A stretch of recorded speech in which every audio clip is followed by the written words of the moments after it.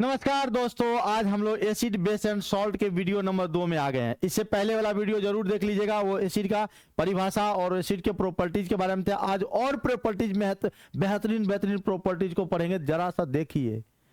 हाँ देखिए भैया, कहते हैं चलते समय रोड पर ध्यान देना चाहिए और पढ़ते समय जो है ना बोर्ड पर ध्यान देना चाहिए, तब काम सफल होगा। तो आज हम लोग काम सफल करेंगे। अब देखिए पढ़ेंगे तो एसिड के बारे में 8 पॉइंट बताया था। जल्दी जल्दी बताओ जिनको, जो लोग वीडियो देखे हैं। 8 पॉइंट। अम्ल वह पदार्थ जो जल में घुलकर हाइड्रोजन आयन देता है। दूसरा बात, अम्ल स्वाद में खट्टा होता है। तीसरा बात, ये नीले लिटमस पद को लाल कर देता है। चौथा बात, ये मिथाइल ऑरेंज को भी लाल कर देता है। पांचवा बात, ये धातु के साथ अभिक्रिया करके लवण और हाइड्रोजन गैस देता है। उसके बाद अम्ल में हाइड्रोजन का होना अनिवार्य है। उसके बाद आपने क्या सीखा सर? आपने क्या सीखा था? ये सब चीज सीखा था ना। उसके बाद आइए आगे, कहता जिस अम्ल में केवल हाइड्रोजन उपस्थित हो रहे उसे हाइड्रो अम्ल कहते हैं। कौन अम्ल? हाइड्रा अम्ल कहते हैं। जैसे HCl। भैया HCl का उदाहरण लेते हैं, यह हाइड्रोक्लोरिक अम्ल है। ये हाइड्रोक्लोरिक अम्ल है। कहता जिस अम्ल में केवल हाइड्रोजन, ऑक्सीजन नहीं ना है। ऑक्सीजन अगर अनुपस्थित है, मतलब ऑक्सीजन नहीं है, तो कहना ऑक्सीजन नहीं है, ओ तू तो हाइड्रा अम्ल है। कौन अम्ल है? तू हाइड्रा अम्ल है रे बाबू, तो हाइड्रा अम्ल है। यानी जिस अम्ल में हाइड्रोजन केवल रहता है, ऑक्सीजन नहीं रहता है, उसको हाइड्रा अम्ल कहते हैं। और कहता जिस अम्ल में हाइड्रोजन ऑक्सीजन दोनों रहते हैं उसे ऑक्सी अम्ल कहते हैं। हाँ, ऑक्सी अम्ल कहते हैं। जैसे H2SO4 देखो, सल्फ्यूरिक अम्ल में हाइड्रोजन भी है और ऑक्सीजन भी है, दोनों का मेल है। दोनों का तालमेल जहां रहेगा ऑक्सी अम्ल होगा। समझ आ रही बात? कहता जिस यौगिक में ऑक्सीजन 2 या 2 से अधिक रहता है वह अम्लीय हो जाता है। जैसे कम से कम 2 होना चाहिए। हाँ, ऑक्सीजन बड़ा बढ़िया पॉइंट है। मोस्ट BBI BBI लगा लो इसको भैया, इस पॉइंट को जरूर सुनिएगा।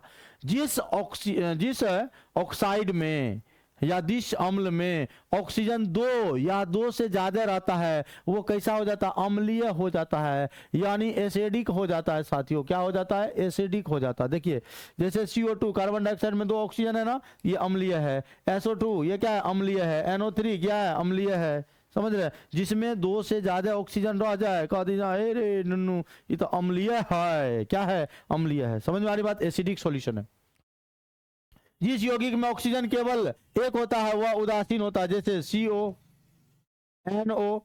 जिसमें केवल एक ऑक्सीजन, वो उदासीन होता है। कार्बन की उपस्थिति बढ़ने से अम्ल कमजोर होने लगता है। जैसे जैसे कार्बन बढ़ी, कार्बन की संख्या बढ़ी, समझ रहे हो?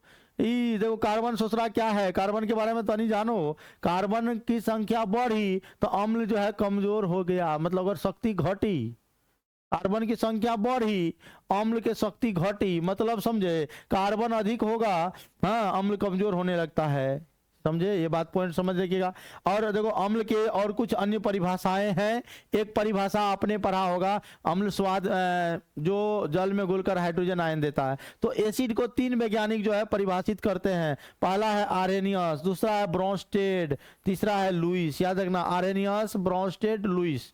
इसका नोट्स हम आपको टेलीग्राम पर भेज देंगे, यहाँ पे स्क्रीनशॉट ले सकते हो अगर आप चाहे तो। समझ गए? तो आरेनियस, ब्रोंस्टेड, लुईस, इसकी कहानी हम लोग अगले वीडियो में देते हैं। तो आपका ये वीडियो नंबर क्या था? 2 था। तो वीडियो नंबर 3 में हम लोग प्रवेश करेंगे अगले वीडियो में। क्योंकि देखो शॉर्ट वीडियो बनाने का रीजन है कि आपका कम समय में ज़्यादा से ज़्यादा पढ़ो, और ये PPT बनाने का भी वही उद्देश्य है।